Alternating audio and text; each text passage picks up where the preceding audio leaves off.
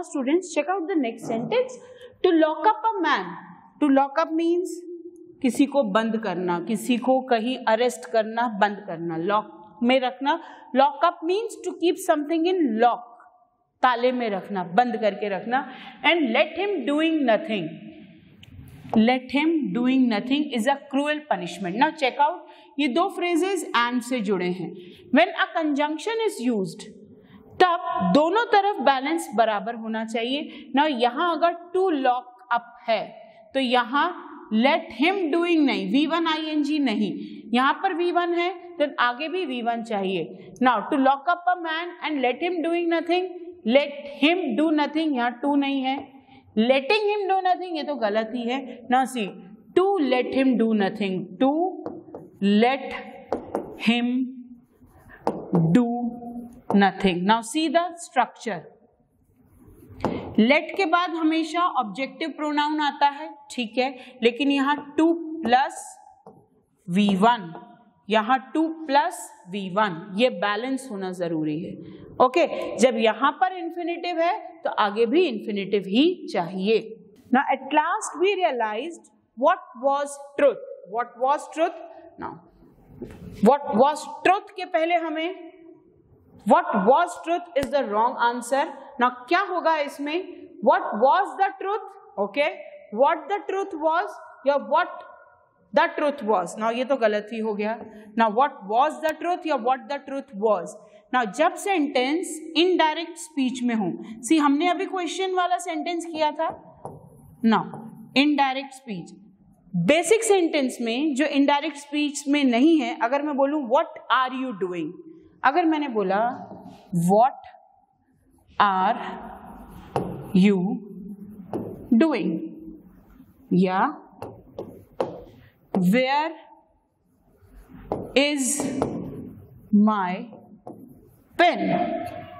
Okay, आप देखिए WH sentence या WH वर्ड के बाद हेल्पिंग वर्ब आए हैं. हेल्पिंग वर्ब ये होता है डायरेक्ट स्पीच में, ये होता है डायरेक्ट स्पीच में. इनडायरेक्ट स्पीच में WH वर्ड के बाद सब्जेक्ट आता है और फिर हेल्पिंग वर्ब आता है, फिर हेल्पिंग वर्ब आता है इनडायरेक्ट स्पीच में. नाउ सी, ये इनडायरेक्ट स्पीच है. At last we realized what the truth was. This is the correct. What the truth was, ये सब्जेक्ट और ये verb. What the truth was. Now only 3/4 of the work are complete. ये हम subject verb agreement में कर चुके हैं. As I have told you, this is the revision going on. Check out this. Only 3/4 of the work. Subject हमारा ये है. This is helping verb. Subject और verb agree कर रहे हैं. जब भी fraction में कोई subject हो, वो singular subject होता है. सिंगुलर. अब अगर फ्रैक्शन है, फ्रैक्शन के बाद जो नाउन है वो सिंगुलर है, दैट मीन्स सिंगुलर सब्जेक्ट है. ओके, यहाँ 3/4 ऑफ द वर्क, हिंदी में बोलेंगे तो काम का 3/4 हिस्सा पूरा हो चुका है. 3/4 हिस्सा. सब्जेक्ट सिंगुलर है, सब्जेक्ट सिंगुलर है, इसलिए वर्ब भी सिंगुलर चाहिए. तो क्या आएगा? Is complete. Only 3/4 of the work is complete. Has completed, have completed नहीं, is complete. सिर्फ 3/4 हिस्सा ही complete हुआ है.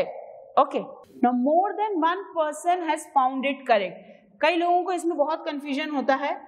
More than one person, बात कितने की हो रही है? देखो, one person है, that means singular, that means one. एक, one person.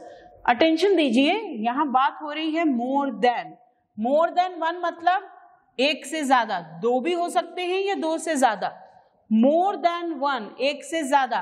तो एक से अगर ज्यादा हो गए तो वो प्लूरल हो जाता है. More than one means plural, एक से ज्यादा. तो जब एक से ज्यादा दैट मीन्स प्लूरल, तो ये सिंगुलर नहीं, प्लूरल के साथ हैव लगेगा. वन पर्सन सिंगुलर, मोर देन वन, एक से ज्यादा लोगों ने, इसको पसंद किया। तो कितने लोग हो गए? एक से ज्यादा, that means plural verb. Okay, now in summer days are more warmer than nights. बेटा आपके पूरे एडजेक्टिव्स, प्रीपोजिशन, सब रूल्स का रिवीजन हो रहा है ना। एडजेक्टिव्स में हमने किया था double adjectives must be avoided, double comparatives must be avoided, double superlative must be avoided. एक सेंटेंस में अगर आप एक डिग्री यूज कर रहे हैं तो उस डिग्री का एक ही फॉर्म यूज करेंगे। हमको ये पता है कंपैरेटिव डिग्री में या तो ER लगता है या मोर लगता है। ओके, जैसे ER लगाने के लिए मैं अगर बोलूं बिगर, ओके, यहाँ ER लगा ना, उसके बाद मोर के लिए ब्यूटीफुल, तो या तो आप ER लगाएंगे या मोर लगाएंगे, दोनों नहीं, मोर बिगर नहीं। सी द एरर, यहाँ ER भी लगा है और मोर भी लगा है, तो क्या सही होगा? Warmer, only warmer will work. More warm, wrong, warm is superlative, no correction, wrong, warmer is the right answer. Now it is better to say too little than too much. Too little मतलब too कहाँ के लिए use होता है? To use होता है negative. For example, see the sentence, the man is too old to walk, weak नहीं, walk. The man is too old to walk. Man चल नहीं पा रहा है, वो इतना वीक है कि वो चल भी नहीं पा रहा है। अब सेंटेंस में नॉट वर्ड कहीं भी नहीं है, लेकिन तब भी सेंटेंस का मीनिंग नेगेटिव आ रहा है। क्यों नेगेटिव आ रहा है? बिकॉज सेंटेंस में TOO टू यूज है, टू का मीनिंग ही नेगेटिव होता है। जब टू का मीनिंग नेगेटिव है तब स्ट्रक्चर ये बनेगा two plus adjective plus TO2 plus V1। Sentence का स्ट्रक्चर ये चाहिए हमको, तब क्लियर होगा। नाउ सी, यहाँ पर TO2 तो दिया है बट यहाँ पे डबल TOO दिया है, दैट मीन्स ये गलत है। ओके, तो ये वाला स्ट्रक्चर यहाँ फॉलो नहीं होगा। Now it is better to say little than too much, better to say little than too much. Remember little, a little, the little, little, a little, the little, हमारे सारे rules recall हो रहे हैं। Now what do you mean by this three? Little means negligible, बिल्कुल नहीं, negative, little means negative, a little means some, the little means not enough but sufficient. तो यहां बोला जा रहा है बहुत ज्यादा बोलने से बेटर है आप कुछ नहीं बोलो। It is better to say little, कुछ नहीं बोलो या कम बोलो तो ही बहुत है। तो answer is little. Okay, now a large number of houses has come up around Kolkata. Again subject verb agreement वाला सेंटेंस है ना। हमने रूल किया है द लार्ज नंबर ऑफ और अ लार्ज नंबर ऑफ, दोनों में डिफरेंस क्या है? दोनों में डिफरेंस ये है कि इसमें डेफिनेट आर्टिकल लगा है, दैट मीन्स ये फिक्स है, दैट मीन्स ये सिंगुलर है, दैट मीन्स ये सिंगुलर है। यहां आ लगा है मीन्स ये फिक्स नहीं है, ये फ्लक्चुएटिंग है, दैट मीन्स ये प्लूरल है। अब ये प्लूरल सब्जेक्ट है, प्लूरल सब्जेक्ट के साथ हमें प्लूरल वर्ब चाहिए। Check out this has, this is wrong. क्या आएगा यहाँ पर? A large number of houses is coming, no. Had come up, no, are coming up, that means plural verb, are coming up, आ ही रहे हैं, अभी वो चल ही रहा है, प्रोसेस चालू है। मैंने पहले ही बताया ये फिक्स है, ये फ्लक्चुएटिंग है, दैट मीन्स चल रहा है, कम ज्यादा हो ही रहे हैं। तो answer is are coming up. The rules of chess require that one made only one move at a time. Now rules of chess require, कौन सा टेंस है हमारा? Present tense. चेस का रूल ये कहता है कि हर एक प्लेयर एक ही मूव कर सकता है। प्रेजेंट टेंस की बात हो रही है, यहाँ पास्ट गलत है। जब ये प्रेजेंट टेंस का सीन है तो हमें प्रेजेंट का ही वर्ब चाहिए। नाउ मेक्स या मेक, क्या आएगा? मेक्स की मेक, विल मेक तो गलत, नन भी गलत। बात हो रही है मेक्स या make. Now rules of chess, बात किसकी हो रही है? Rules of chess require that. अब ये रूल सब्जेक्ट है, यहाँ पे V1 लग गया, ये प्लूरल के साथ V1। अब बात हो रही है 1, आपका सब्जेक्ट ये है, सब्जेक्ट सिंगुलर है तो V1 में S, that one makes one move at a time, हर एक ही मूव करेगा। कंफ्यूज मत होना है इससे, ये सब्जेक्ट और उसका वर्ब ये, यहाँ पर सेंटेंस ब्रेक हो गया, अगेन ये सब्जेक्ट उसका वर्ब ये, तो ये वर्ब गलत है, सब्जेक्ट सिंगुलर है, उसका verb V1 plus S। Okay, in a few minutes time when the clock strikes, in the few minutes time when the clock strikes 6, I would be waiting here 3/4 of an hour। 3/4 of an hour, पहले तो इस चीज का मतलब समझो। 1/4 मतलब 15 minutes, 2/4 मतलब half an hour, 3/4 means 45 minutes, 45 minutes, 3/4 means 45 minutes।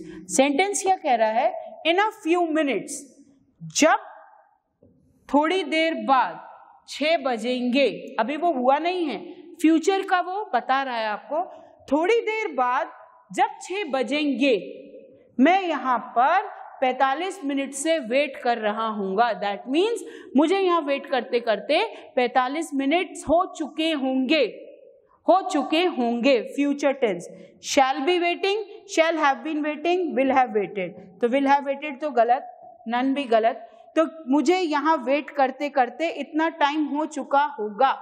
That means shall be waiting, future continuous tense, मैं तब से कर रहा हूँ और तब तक करता रहूंगा, shall be waiting। So we have done 77 sentences here.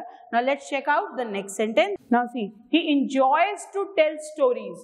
Now यहाँ पे आपको 2 + V1 दे दिया गया, लेकिन he enjoys to tell stories, वो स्टोरी बताना इंजॉय करता है या स्टोरी बताता है तो इंजॉय करता है। स्टोरी बताना continuous, he enjoys telling stories. How to tell, या टू नरेट नहीं, स्टोरीज सुनाई जाती है, telling stories. Now arms and the man have been written by George Bernard Shaw. George Bernard Shaw is a very famous writer, George Bernard Shaw is a very famous writer. अब उन्होंने ये book लिखी है arms and the man.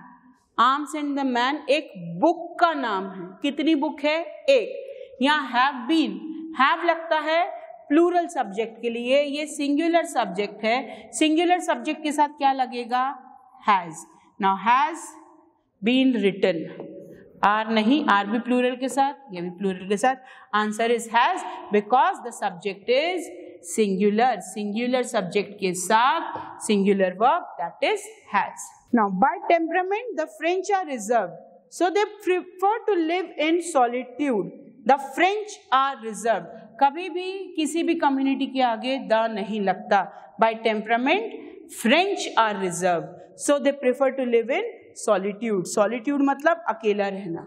Okay, French, the French नहीं। So we have done so many sentences today. Now we'll do some sentences and we'll start the sentences from last year papers of the sentence improvement. So students, let's check out the next sentence. If I was you, I would not sign the document। बेटा हमने ऐसे conditional structure मैंने आपको बताया हुआ है, this is subjunctive mood. ऐसे sentence को कंडीशनल सेंटेंस कहते हैं, कंडीशनल्स या सब्जंक्टिव मूड या इमेजिनरी सेंटेंस कहते हैं। दैट मीन्स आप इमेजिन कर रहे हो, अगर मैं ये होता तो, अगर मैं ये करता तो, अगर if I were the prime minister of India, that means condition, और वो भी मैं सोच रही हूँ, इमेजिन कर रही हूँ। तो इन सब में आई के इफ लगा है, सेंटेंस इफ से स्टार्ट होगा, सब्जेक्ट कुछ भी हो, आई हो, ही हो, कुछ भी हो, उसके बाद वर चाहिए और उसके बाद वुड चाहिए। दिस इज द डील, ऐसा ही होना चाहिए ना। यहाँ पर वुड दिया है, ओके, सब्जेक्ट के बाद वुड दिया है, ओके, इफ दिया है, यहाँ सब्जेक्ट है। अब यहाँ पर अगर आए है तो वुड से पहले भी आए, दैट मीन्स दोनों सब्जेक्ट सेम होना चाहिए स्ट्रक्चर में। नाउ आई के साथ वॉज नहीं आएगा, आई के साथ वर आएगा, this is the rule. If I were you I would not sign the document. अगर मैं तुम्हारी जगह होता तो कभी भी वो डॉक्यूमेंट साइन नहीं करता। तो दिस इज सब्जेक्टिव और कंडीशनल, अगर ऐसा होता तो मैं ऐसा करता, conditional, subjunctive mood या imaginary sentence. Now the candidates will be interviewed between 10 AM to 11 AM. बेटा पे अटेंशन, यहाँ पे बहुत लोगों को कंफ्यूजन होता है. बिटवीन मतलब उन दोनों में से, उन दोनों में से 10 AM to 11 AM. जब भी बिटवीन दिया जा रहा है तो टू नहीं आता. 10 से 11 बजे के बीच में, इसका मतलब आ रहा है 10 से 11 बजे के बीच में. बिटवीन मतलब बीच में, हम बोलते हैं 10 से 11 बजे के बीच में, लेकिन इंग्लिश में रूल ये है 10 और 11 के बीच में. 10 से 11 नहीं, 10 और 11 के बीच में. तो बिटवीन के साथ एंड यूज होता है. ओके, तो between 10 AM and 11 AM, this is the correct. Between के बाद अगर टाइम ड्यूरेशन दी है, 2 टाइम ड्यूरेशन दी है, तो एंड आएगा, टू नहीं आएगा. Just memorize it very clearly. Okay, so boys, here we have completed the basic sentences. Now, उसके बाद हम start करेंगे exam papers की. Just check out the last sentence. Since we are living in Bombay, we are unwilling to move to another city. यहाँ since दिया है. That means आपको क्या बता रहे हैं? Since we are living in Bombay, हम बॉम्बे में रह रहे हैं. We are unwilling to move to another city. तो हम अभी रह रहे हैं कि हम बहुत टाइम से रह रहे हैं. सिंस दिया है मतलब कुछ एक्शन पास्ट से स्टार्ट हुआ है और अभी तक कंटिन्यू है. तो since we have been living, this is the right answer. Present perfect continuous, कोई एक्शन पास्ट से स्टार्ट हुआ है और अभी तक कंटिन्यू है. हम बॉम्बे में रह रहे हैं बहुत टाइम से, इसलिए हम यहाँ से दूसरी जगह नहीं जाना चाहते. Okay, now I am starting the sentences from last year papers and that also sentence improvement. So let's check. I am starting paper number 2017. Now, I disliked him not so much. मैं उसे नापसंद करती हूँ. क्यों? उसकी meanness के लिए उतना ज्यादा नापसंद नहीं करती. Not so much for his meanness. meanness मतलब सेल्फिश होना, मतलबी होना. तो meanness selfish. But for his dishonesty, मैं इतना उसको मतलबी होने पे नापसंद नहीं करती जितना उसके डिसऑनेस्ट होने पे नापसंद करती हूँ. तो क्या सेंटेंस करेक्ट है? क्या हम एज लगा सकते हैं? I dislike him not so much for his meanness as for his dishonesty. So much means ज्यादा, कंपेयर हो रहा है. मैं जितना उसको उसके मतलबी होने पर पसंद नहीं करती, उससे ज्यादा मैं उसकी डिसऑनेस्टी पे, तो एज सेम में कंपेयर होता है. बट बिकॉज दोनों ही गलत, बट ड्यू टू भी गलत, answer is no improvement. But for correct है, क्योंकि बट दो ऑपोजिट चीजों में लगता है, सेम चीजों में नहीं. ना ही prefer death rather than imprisonment. अगर आपको याद हो, हमने प्रेफर वाले यूज किए हैं. प्रेफर के बाद कभी भी देन नहीं लगता है. प्रेफर के बाद हमेशा टू लगता है. I prefer tea to coffee. तो प्रेफर के बाद देन तो नहीं लगेगा, तो यहां पर क्या लगेगा? To. I prefer death to imprisonment, because prefer के बाद देन नहीं लगता. और कौन से वर्ड्स के बाद देन नहीं लगता? IOR इन अल्फाबेट पे जो भी वर्ड्स एंडिंग हो रहे हैं, जूनियर, सीनियर, सुपीरियर, इंफीरियर, इनके आगे देन नहीं लगेगा. He is senior to me, he is junior to me, he is superior to him. तो that means जो भी words IOR पे end होंगे उनके बाद to लगेगा, then नहीं लगेगा. prefer के बाद भी to लगेगा, then नहीं लगेगा. They kept the idea secretly. Okay, very good question. कल हमने एक sentence किया था, ly वाले जो adverb होते हैं उनसे पहले हमें verb चाहिए. For example, he writes neatly. Remember, हमने कल किया था, he writes neatly.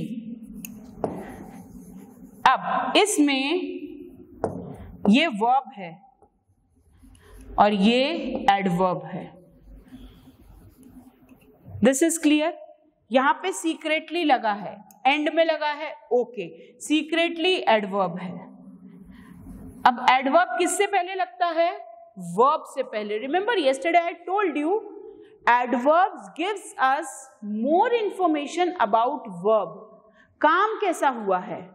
Okay, he drives smoothly, she sings sweetly, he speaks fluently. तो जो भी ly वाले एडवर्ब हैं, फर्स्ट ऑफ ऑल तो वो वर्ब के बाद लगेंगे, and adverbs always gives us more information about the verb. Okay, अब यहाँ पे एडवर्ब है, बट क्या ये वर्ब है? क्या ये वर्ब है? नो, ये नाउन है। नाउन के बाद एडवर्ब नहीं लगता, नाउन के बाद एडजेक्टिव लगता है। This flower is beautiful, this flower is beautiful, the pen is black. तो जो भी नाउन के बाद लगते हैं वो एडजेक्टिव होते हैं, एडवर्ब नहीं। सीक्रेटिवली भी गलत, सीक्रेट अगेन नाउन है, आंसर है सीक्रेटिव। सीक्रेटिव एडजेक्टिव है, और नाउन के बाद नाउन की क्वालिटीज बताते हैं एडजेक्टिव, तो एडजेक्टिव के पहले नाउन चाहिए, वर्ब नहीं। नाउन के बाद एडजेक्टिव चाहिए और एडजेक्टिव के पहले नाउन चाहिए। Okay, because adjectives gives us more information about noun or pronoun. Okay, now he ought not to tell me your secret, but he did. उसको मुझे तुम्हारा सीक्रेट नहीं बताना चाहिए था, बट उसने बता दिया था। तो उसको तुम्हारा सीक्रेट मुझे नहीं बताना चाहिए था, बट उसने बता दिया था। तो कोई एरर दिख रहा है यहाँ पे, देखिए अभी हमने बट वाला सेंटेंस किया था, बट दैट मीन्स दो अलग अलग चीजों में, यहाँ पे मीननेस था, यहाँ पे डिसऑनेस्टी था। तो यहाँ पर वो कह रहा है उसे मुझे तुम्हारा सीक्रेट नहीं बताना चाहिए था, यहाँ नॉट है, यहाँ डिड है, दैट मीन्स ऑपोजिट, कॉन्ट्रास्ट। तो उसको नहीं बताना चाहिए था बट उसने बता दिया, that means this is no improvement sentence. Now check out this. If I don't know the meaning of a word, I look it after in the dictionary. Now हमने phrasal verb की हैं बेटा, सारी चीजें recall कर लो। phrasal verbs में मैंने आपको दोनों phrasal verb दी हैं, look after and look it up. Look it up या look after. Look after means resemble. He looks after his father, उनके जैसा दिखना। Look it up means to search, उस चीज को ढूंढना, किसी चीज को सर्च करना, किसी हिडन चीज को सर्च करना। तो आप क्या ढूंढ रहे हो? एक वर्ड का मीनिंग, उसको डिक्शनरी में ढूंढ रहे हो। तो answer is look it up, look up. अब लुक अप मैंने आपको फ्रेजल वर्ब दिया था, तो लुक अप या look it up means same, that means to search. And मैंने एग्जाम्पल भी दिया था, डिक्शनरी में वर्ड ढूंढने के लिए ये फ्रेजल वर्ब यूज होता है और इसलिए सेंटेंस में ये यूज हुआ है। Okay, so students check out the next sentence. Mister and missus Rao stay in their home every evening. In their home मतलब घर के अंदर रहते हैं, घर के अंदर रहते हैं। Okay, stay at home, inside home, inside home मतलब same. Within their home, within their home मतलब अपने घर की चार दीवारी के अंदर, एक बाउंड्री के अंदर। स्टे एट होम मीन्स घर पर रहते हैं, घर पर रहते हैं। अब घर पर रहते हैं दैट मीन्स वो लॉबी में भी जा सकते हैं, वो छत पर भी जा सकते हैं, वो गेट पर भी खड़े रह सकते हैं, लेकिन इन देयर होम मतलब घर के अंदर रहते हैं। हम क्या बोलते हैं? वो घर पर हैं, they are at their home, they are in their home नहीं, घर के अंदर नहीं। I will meet you at my home, मैं अपने घर पर तुमसे मिलूंगा, घर के अंदर wrong, so this is wrong. Stay at home is correct. Okay, now the next. So students, one more rule revision हमने अभी अभी रूल किया है, जिसमें मैंने आपको बताया कि पास्ट कंटिन्यूअस टेंस और सिंपल पास्ट टेंस यूज करते समय, दोनों टेंस यूज करते समय व्हेन और व्हाइल यूज होता है।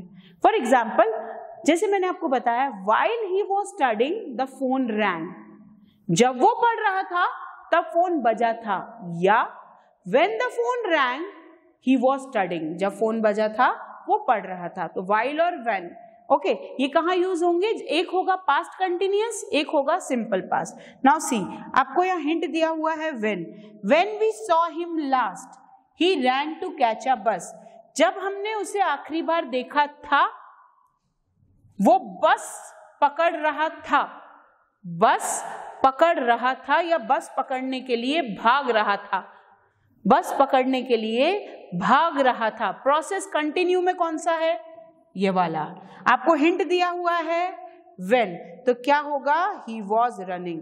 सेम मैंने आपको बताया, एक पास्ट कंटिन्यूअस और दूसरा सिंपल पास्ट V2, हिंट रहेगा when या while। नाउ आप इसको क्रॉस चेक करिए, when यहां पर दिया है, सी यहां पर when दिया है, एक V2 दिया है, दैट मीन्स आगे पास्ट कंटिन्यूअस चाहिए, दैट मीन्स was running चाहिए। Okay, so students, we have done so many sentences today for sentence improvement. I have started last year papers also. Tomorrow again I'll continue with the last year papers, sentences of sentence improvement. Till then, just study hard, do well in your practice sessions. आपको जो PDF भेजे जा रहे हैं, just solve all the questionnaires and just study hard and just increase the time of your studying. एक 2 घंटे पढ़ने से काम नहीं चलेगा. Now you have to buck up and you have to work hard. Till then, be safe, take care, have a nice day. Thank you.